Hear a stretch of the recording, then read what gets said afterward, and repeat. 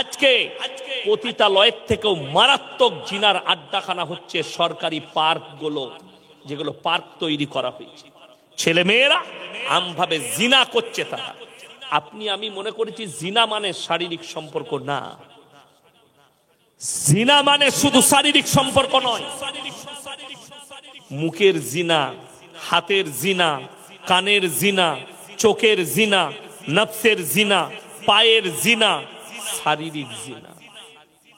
আপনি পার্কে গিয়ে একটা অন্য মেয়েকে ডাকলেন, তার ঠোঁটে ঠোঁট লাগিয়ে কিস করেছেন, আপনি মুখের জিনা করলেন। আপনি নফসের দ্বারা ভাবলেন এর সঙ্গে মিলামিশা করব, নফসের জিনা হলো। যে পায়ের দ্বারা হেঁটে গেছেন, পায়ের জিনা। ওই জন্য কোরআনে মারাত্মক উপদেশ আল্লাহ দিয়েছেন, ওয়ালা তাকরাবু জিনা ইন্নাহু কানা ফাহিশা ওয়া সা সাবিলা। ব্যভিচার করা তো দূরের কথা, যে রাস্তায় ব্যভিচার হয় সে রাস্তার ধারে পাশে তোমরা যাতায়াত করো না। আমি তো দাওয়াত দিয়েছি, আজকে আবার আমি এই ইউটিউবারদের সামনে, মিডিয়ার সামনে দাওয়াত দিয়ে যাচ্ছি। আমাদের আসানসোলের নিয়ামতপুর লচিপুর দেহ ব্যবসার আড্ডাখানা, কলকাতার সোনাগাছি দেহ ব্যবসার আড্ডাখানা, এখানে যদি কোনো মুসলমান মা বোন ফেসে থাকেন, অনুরোধ করবো এই দেহ ব্যবসা থেকে বেরিয়ে এসে আল্লাহর পথে এসো। যদি বলে আমার কোনো দুনিয়াতে দিক দিশারি নেই, গুগলে সার্চ করবে, ইয়াসিন ভাইয়ের নম্বর পাবে। আমি তোমাদিকে স্বামীর বন্দোবস্ত করে দেবো, হালাল রিজকের বন্দোবস্ত করে দেবো, যোগাযোগ করো, আল্লাহর পথে ফিরে এসো। মারাত্মক অপরাধ।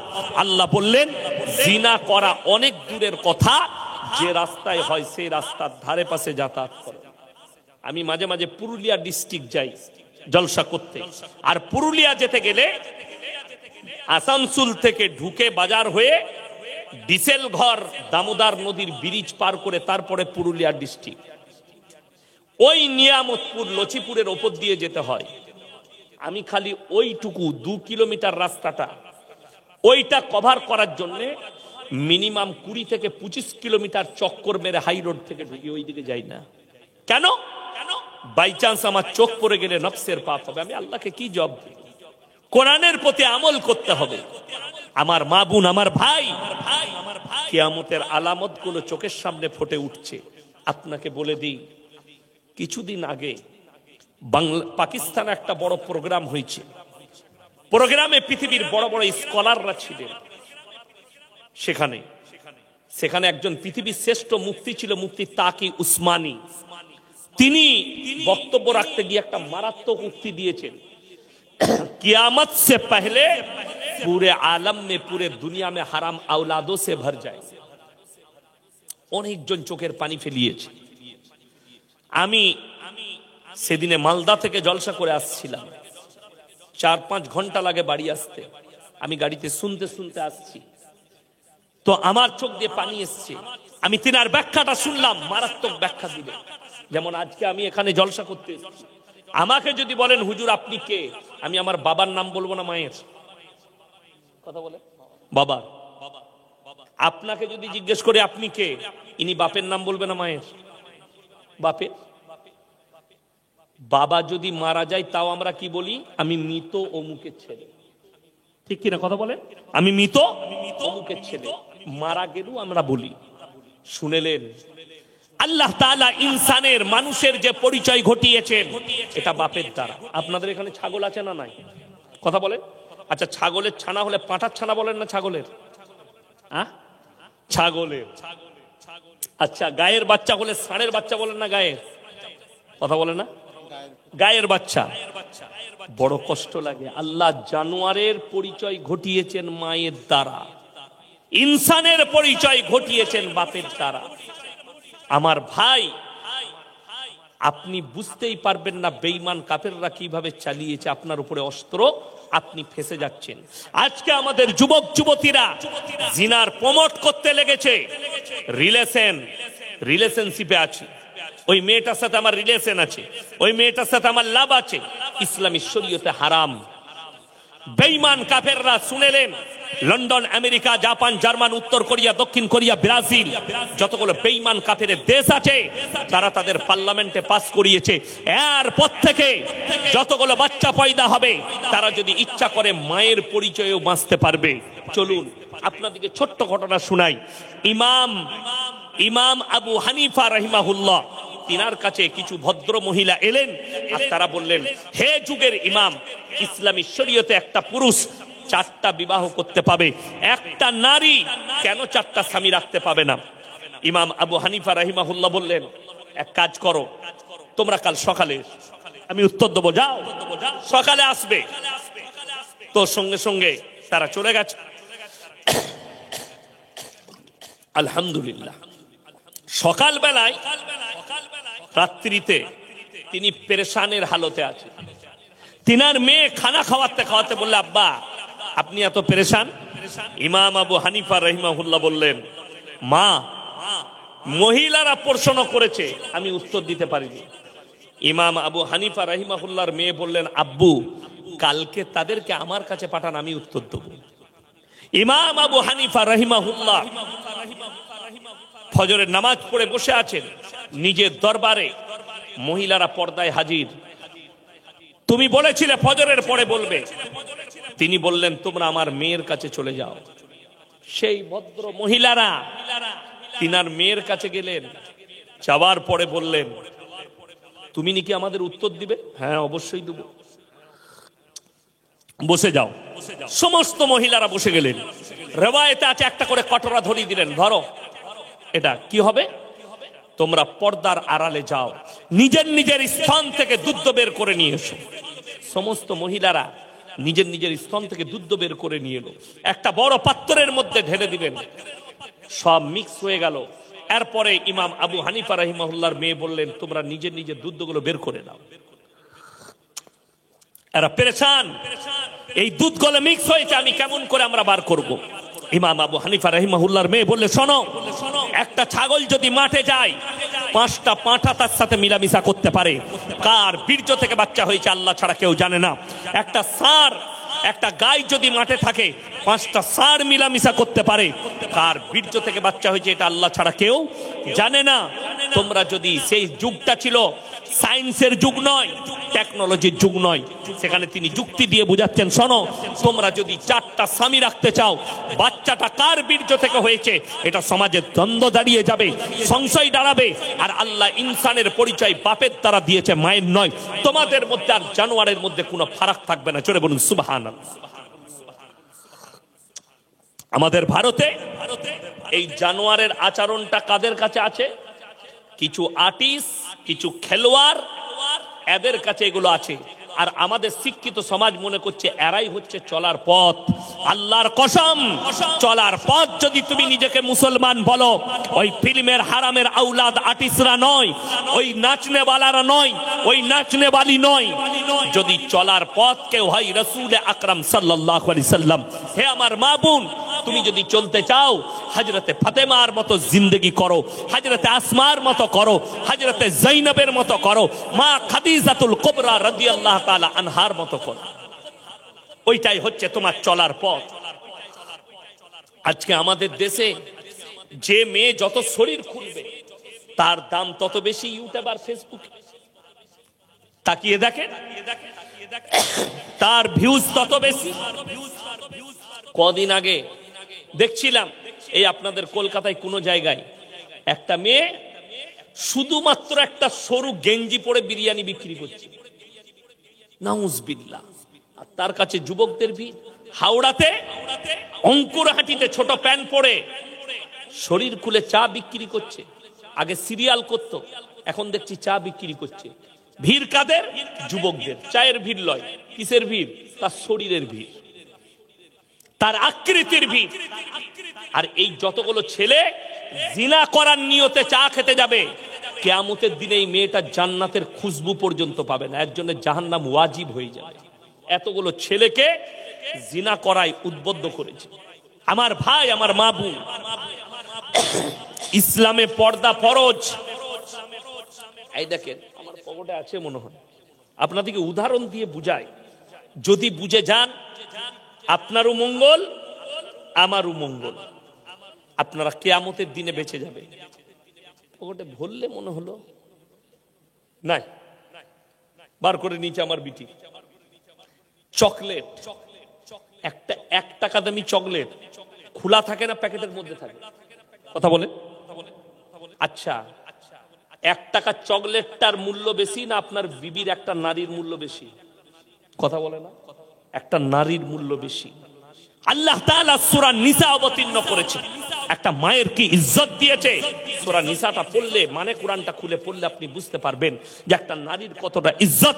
আল্লাহ কোরআনে বললেন ওয়াদরিব খুমুরিহিন্না আলা জুনুবিহিন, হে নারী তুমি ঢেকে লাও, পর্দা করে লাও, তোমরা কোনোদিন লজ্জিত হবে না, ধর্ষিত হবে না, কোনোদিন বেইজ্জতি হবে না। একটা চকলেট 1 টাকার যদি খুলে দিলে তার ইজ্জত নষ্ট হয়, আপনার বিবি যদি শরীর খুলে দেয় তার কতটা ইজ্জত নষ্ট হবে। একটা কলা কেউ যদি আপনার বাজারে ছিলে বিক্রি করে, আপনি খাবেন কেন? ধুলো পড়ে, মাছি বসেছে, এই কলা খাবো না, ইজ্জত নষ্ট হয়ে গেছে। আপনি কলাটা ছিলে দিলে তা কলার ইজ্জত বুঝতে পারলেন, আর আপনার বিবির, আপনার বিটির ইজ্জত বুঝতে পারেননি। আল্লাহ তাদেরকে কতটা ইজ্জত দিয়েছে। অনেক মেয়ে, অনেক মুসলিম সমাজ, অনেক মুসলিমরা শিক্ষিত ঘর, তারা ভাবছে শিক্ষিত মুসলিমরা যে এই মৌলবীরা কিছুই জানে না, ছোট ড্রেস পরাটা মেয়েদের জন্য এটা মডেলিং এর যুগ, ছোট ড্রেস পরবে।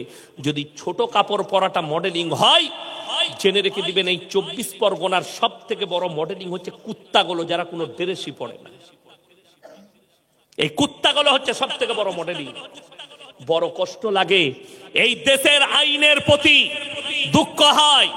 একটা মেয়ে যদি হিজাব পরে আর বোরকা পরে স্কুলে যায়, তাকে কোর্টেতে কেস লড়তে হয়, আর একটা মেয়ে যদি ন্যাংটো ঘুরে বেড়ায় সে বাহবা পায়। ঠিক বললাম না? ফেসবুকে সে লাইক পায়, ফেসবুকে সে কমেন্টে প্রশংসা পায়। কেউ লেখে নাইস, কেউ লেখে বিউটিফুল, কেউ লেখে আই লাভ ইউ, কেউ লেখে তোমার চেষ্টা ভালো, কেউ লেখে তোমার ঠ্যাংটা ভালো। অথচ একটা মুসলিম নারী সে নিজেকে পর্দা করে স্কুলে নিয়ে গেলে তাকে কেস লড়তে হয়। এর থেকে দুঃখ আর কিছু হতে পারে? এর থেকে বেদনা আর কিছু হতে পারে? আমার ভাই, যে দেশে ধর্ষণকারীর পক্ষে উকিল দাঁড়ায়, সেই দেশে ন্যায় বিচার হতে পারে না। যেই দেশে আপনারা অনেকে মনে করেন আমাকে দাওয়াত দিবেন না দিবেন সেটা আপনাদের ইচ্ছা, আমি দাওয়াতের ভুকা নয়। আজ কি কোচবিহারের জন্য একজন 24 পরগনার বক্তা ফোন করেছিল, ভাই একটা ডেট আমাকে দিতেই হবে, আমার ইজ্জতের ব্যাপার। ভালোবাসে, মহব্বত করে, আমি মহব্বত করি, কিন্তু আমি তাকে একটা কথা বললাম, আমার বক্তব্য নিতে পারবে নাকি আগে দেখে লাও, তারা যদি গ্রহণ করতে পারে দাওয়াত দাও, তা না হলে আমি মাদ্রাসা করি, জলসা করি, প্লাস আল্লাহর কৃপায় ব্যবসাও করি। এটার উপরে ভরসা নয়। প্রত্যেকটা ইমামের উচিত ইমামতির সাথে সাথে ব্যবসা করা। যদি একটা ইমাম ব্যবসা করে মাসে 20,000 রোজগার করে, মেম্বারে দাঁড়িয়ে সে হক কথা বলতে কোনো রকমের দ্বিধাবোধ করবে না। আমাকে যদি এখনই কমিটির ছেলেরা বলে হুজুর এত কড়া কথা বলবেন, আমার গাড়ি রেডি আছে, পয়সা ফেকো, তামাশা দেখো, তুই বুঝে নিগা, আমি পাশের গ্রামে যেখানে আসবো আবার এই কথাগুলোই বলবো, তোকে নিতে পারলে নিবি, নাহলে আমাকে দাওয়াত দিবি না। বড় কষ্ট। আজকে মুসলমান তো এই হকটাই বুঝে না। হক যদি বুঝতো, আজকে আমাদের সমাজে ন্যায় অন্যায় থাকতো। আজকে হক মিটে যাচ্ছে, না হক প্রতিষ্ঠিত হচ্ছে। ইনারা আমার বাপের বয়সী লোক, জিজ্ঞেস করুন, ইনাদের বাপ দাদরা মিথ্যা কথা বলতে ভয় খেত, গুনাহ হবে বলে, পাপ হবে বলে। এখন লোক আমরা সত্য কথা বলতে ভয় খাই, কেউ কলারটা টিপে ধরবে বলে। আপনার বাজারে 10টা টাকা একটা গরিবের ছেলে চুরি করেছে, ভিক্ষা করে খায়, কারুর পকেট থেকে 10 টাকা বার করেছে, তাকে গাছে বেঁধে না হলে কারেন্টের পোলে বেঁধে পিটাচ্ছে। কেন? চোর। ঠিক বললাম না? মারে না? মারে না? সেই 10 বছরের বাচ্চাটা সে জানেও না পেটের জন্য মা বাপ নাই, ভিক্ষা করে খায়, চুরি করেছে, তাকে আপনি গাছে বেঁধে পিটালেন। আর দুঃখটা কোথায় জানেন? যারা কওমের লাখ লাখ টাকা মেরে নিচ্ছে তাদেরকে স্টেজে দেখে গলায় মালা পরিয়ে বলছেন এটা সমাজসেবী। আমি বললেই খারাপ, আমাকে গালি দেবে দাও, আমি হক কথা বলে যাব। শুনে রেখে দেন, এই যুগের যারা নেতা আছেন, যারা গ্রামের দায়িত্ব পালন করছেন, আল্লাহ যাদেরকে নেতা করেছে, আল্লাহ যাদেরকে চেয়ার দিয়েছে, একটা বিচার যদি অন্যায় করে থাকেন, একজনের উপরে মাজলুমের উপরে জুলুম করে থাকলে কিয়ামতের দিনে তুমি তাহাজ্জুদ গুজার হলেও প্রেরণা তোমার জন্য দুষ্কর হয়ে যাবে। আল্লাহ বিচারক করেছে, হযরতে উমরের মতো বিচার করো। হযরতে উমরে ফারুক রাদিয়াল্লাহু তাআলা আনহু, সাহাবীরা বললেন, হে আমিরুল মুমিনিন, এটা আপনার সন্তান। ধমক দিলেন, গাছে বাঁধো আর পিটাও, কুড়া মারো। আমার সন্তান বলে যদি ছেড়ে দাও, এর থেকে বড় পাপ করার সুযোগ পাবে। আমার কাছে ন্যায় বিচার হবে। হযরতে উমরে ফারুক রাদিয়াল্লাহু তাআলা আনহু সন্তানকে গাছে বাঁধা করিয়েছে। আজকে নেতার ছেলে ধর্ষণ করলে ছাড় পেয়ে যায়। ভারতে বড় কষ্ট লাগে। আরজি করের যে মেয়েটা ধর্ষিতা হয়েছে, আমি বলে যাচ্ছি, ন্যায় বিচার কোর্ট করতে পারুক আর না পারুক, প্রশাসন করতে পারুক আর না পারুক, কিয়ামতের দিনে আমার আল্লাহ করে দেখাবেন। আপনারা মনে করেন না ওই মেয়েটা একটা বেধর্মী মেয়ে, আল্লাহ কি ওর বিচার করবে? ও যে অত্যাচারিত হয়েছে, এর বিচারটা আল্লাহ করবেন। কথাটা বুঝতে পারেননি? সে জান্নাত পাবে না সেটা আলাদা কথা, ঈমান না আনার কারণে, কিন্তু সে যে অত্যাচারিত তার বিচার হবে। ওই জন্য আপনি মুসলিম যদি নেতা হন, আপনার বাড়ির পাশে যেই বাস করুক, নেতা শুনেলেন কাকে বলে। আপনি যদি মনে করেন আমি নেতা হয়েছি শুধুমাত্র মুসলিমের উপকার করব, আপনাকে আল্লাহর কাছে হিসেব লাগবে। রাসূল বলছেন, তুমি দেখো না তোমার বাড়ির পাশে কে বসবাস করছে, সে হিন্দু হোক, দলিত হোক, আদিবাসী হোক, খ্রিস্টান হোক, মুসলিম হোক, ক্ষুধার্ত হলে খাবার দাও, বস্ত্রহীন হলে বস্ত্র দাও, বিপদে পড়লে পাশে দাঁড়াও। এটা রাসূল সাল্লাল্লাহু আলাইহি সাল্লামের আখলাক। জোরে বলুন সুবহানাল্লাহ। বদলালিদা নবীজি শিখাননি, বরঞ্চ ভালোবাসা শিখিয়েছেন। আপনার ওপরে অন্য দলের একটা নেতা আপনার উপরে অত্যাচার করেছে, আপনি যেদিনে নেতা হবেন তাকে মহব্বতের সঙ্গে গলায় টেনে নিয়ে ক্ষমা করে দেন। রাসূল যেদিনে মক্কা বিজয় করেছেন, 5টা কথা এলান করলেন। নাম্বার 1, কাবা ঘরে প্রবেশ করলে মারতে পাবে না। জোরে বলুন সুবহানাল্লাহ। নাম্বার 2, বৃদ্ধকে মারতে পাবে না। নাম্বার 3, বৃদ্ধাকে মারতে পাবে না। নাম্বার 4, শিশুকে মারতে পাবে না। নাম্বার 5, আত্মসমর্পণ করে কাবা ঘরে প্রবেশ করলে মারতে পাবে না। জোরে বলুন সুবহানাল্লাহ। নবীজি বললেন, নবীজি এলান করলেন, আমি দয়ার নবী, আল্লাহর নবী এলান করছি, আমি দয়া করতে জানি, ময়া করতে জানি, ক্ষমা করতে জানি, বদলা নিতে জানি। নবীজি কাকে ক্ষমা করেছেন আপনি অবাক হবেন। পৃথিবীর কিয়ামতের সকাল পর্যন্ত কোন বাপের বেটা এই আখলাক দেখাতে পারবে না। রাসূলের চাচা যান হযরতে আমির হামজা রাদিয়াল্লাহু তাআলা আনহু, এখনো পর্যন্ত উহুদের প্রান্তরে কবর আছে, লোহার ব্যারিকেড দিয়ে 70 জন সাহাবীর কবর। ওখানে শুয়ে আছেন নবীজির চাচা যান হযরতে আমির হামজা রাদিয়াল্লাহু তাআলা আনহু। যুদ্ধের ময়দানে বুকটা চিড়ে তলোয়ারে করে এই গলা সমেত কলিজা থটটা বার করে চিবিয়ে খেয়েছিল, তার নাম হিন্দা। নবীজি বললেন, হিন্দা, আল্লাহ তোমাকে ক্ষমা করেছে, আমি নবী ক্ষমা করে দিলাম, কলমাটা পড়ে দাও। জোরে একবার বলুন না সুবহানাল্লাহ। আর আপনি বলছেন আমি নেতা হয়েছি, তুই আমার উপরে অত্যাচার করেছিস, আমি বদলা নিয়ে দেখাবো। তুমি নেতা হতে পারোনি, ক্ষমা করতে শিখো, নেতা হতে পারবে। মাজলুম আর নিরীহ এতিম মিসকিনের মালকে খাবে না মেরে। আমাদের দেশে সব থেকে দুর্নীতি চলছে। সরকার বেচারা একজন মাটির বাড়ি গরিব মানুষকে 1,40,000 দিচ্ছে, 40 ঘর দেওয়ার আগে বলছে 10,000 আমার কাছে পৌঁছে দিবি পার্টি অফিসে। তারা শুনে রেখে দাও, তোমরা আজকে যদি সরকার হিসেব না নেয়, আমার আল্লাহর খাতায় কিয়ামতের দিনে দাঁড়িয়ে তোমাকে হিসেব লাগবে। আমি এটা চ্যালেঞ্জ ছুড়ে বলে গেলাম, আমার এই কথা কোনো বাপের বেটা মলবি যদি কেটে দিতে পারে, আমি আর 24 পরগনায় কোনোদিন জলসা করব না। কালকে ফোন করে বলবেন আমি কল রেকর্ড করব, করব, সেও রেকর্ড করবে, সেখানে আমাকে প্রমাণ করিয়ে দেবে যে একে আল্লাহর কাছে হিসেব লাগবে না। 1 টাকা যদি আমার মতো মৌলবিও খেয়ে থাকি, আল্লাহর কাছে হিসেব লাগবে। ওই জন্যে মজলুমের টাকা, মজলুমের উপর অত্যাচার করো না, গরিবের উপর অত্যাচার করো না, এতিম আর মিসকিনের মালকে খেও না। শুনে রেখে দেন, আল্লাহ তাআলা কোরআনে বলেছেন, আর আইতাল্লাযী ইউকাদ্দিবু বিদ্দীন, ওগো নবী আপনি কি দেখেননি যারা আমার দিনকে মিথ্যা মনে করে?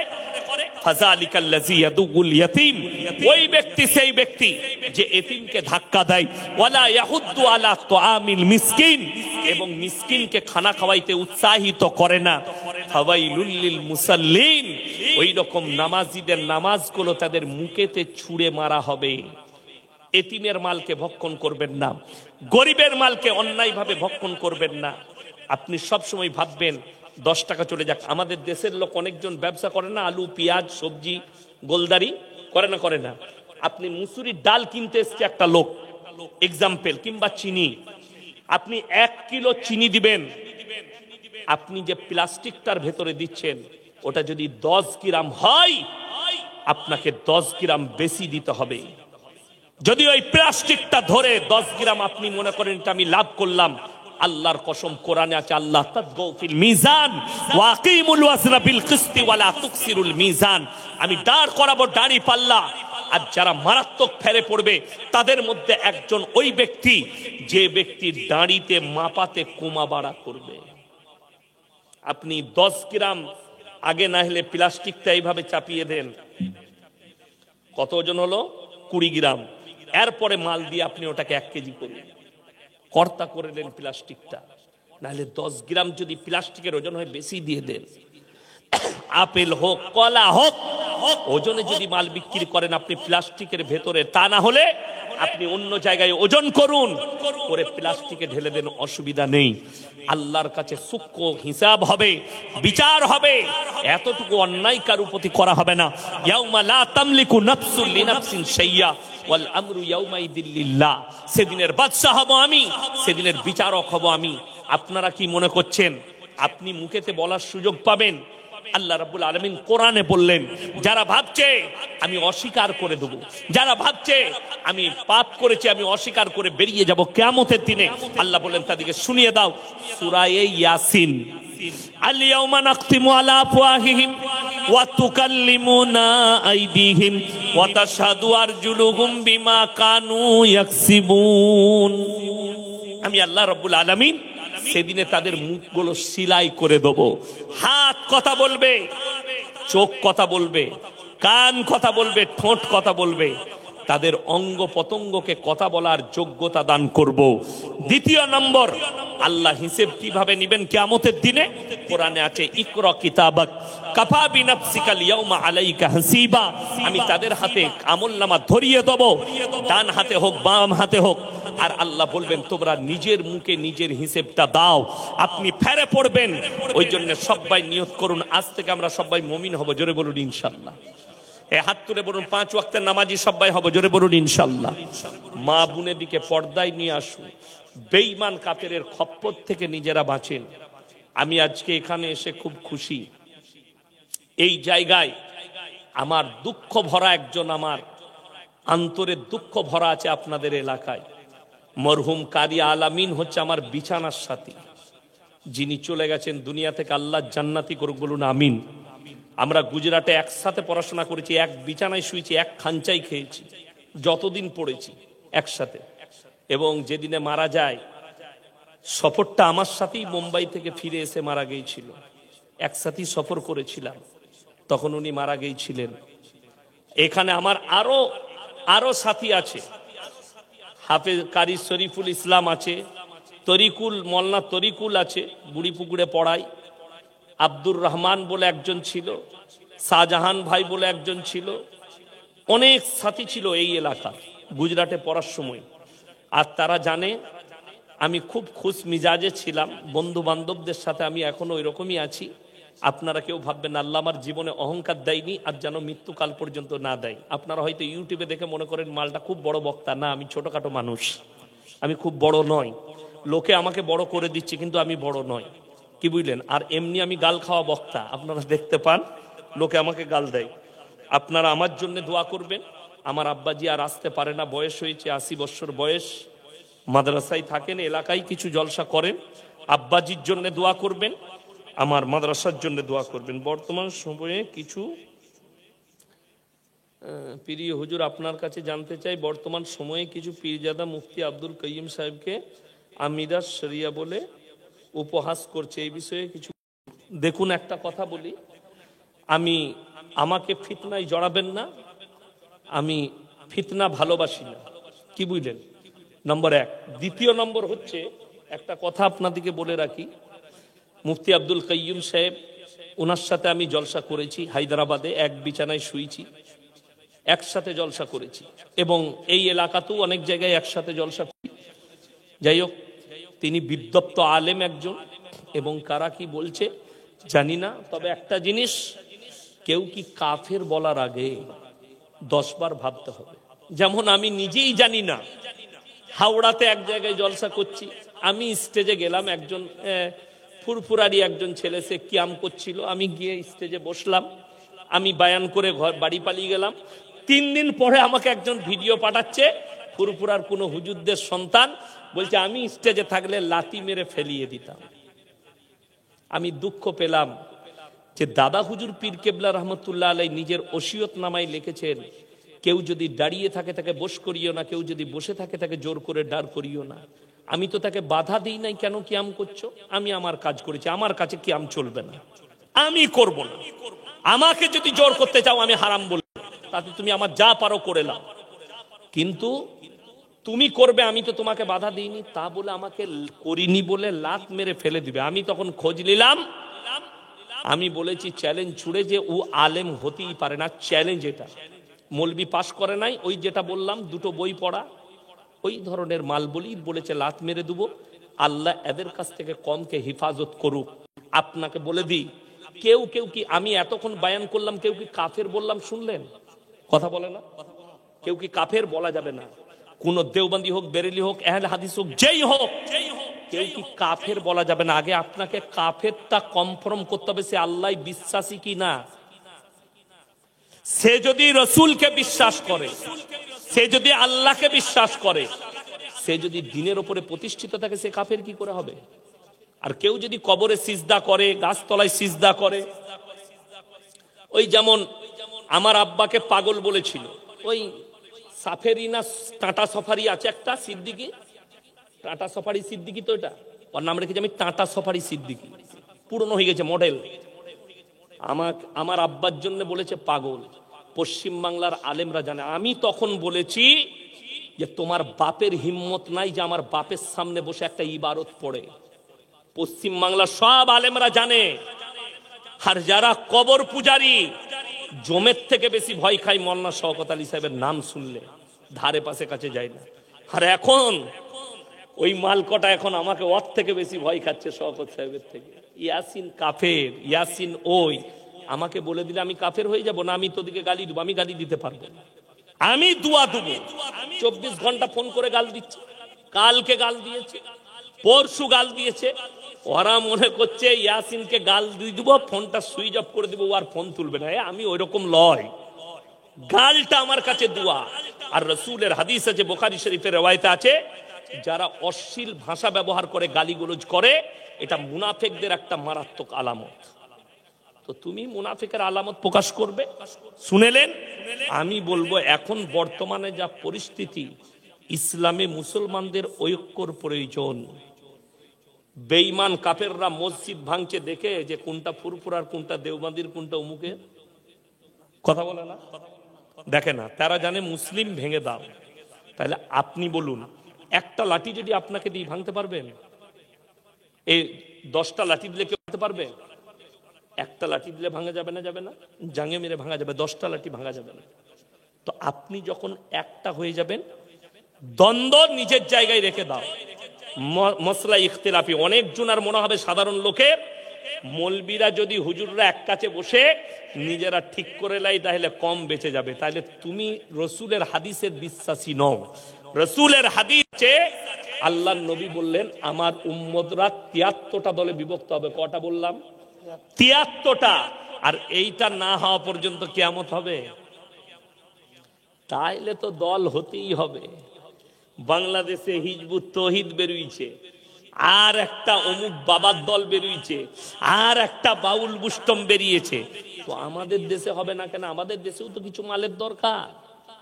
কারণ কতগুলো দল হবে তোমরা খালি দেখতে যাও, আমি মারা যেতে পারি। তোমরা আমার যারা কচি কাঁচা আছো তারা দেখতে পাবে, আর আমাকে মনে রাখবে।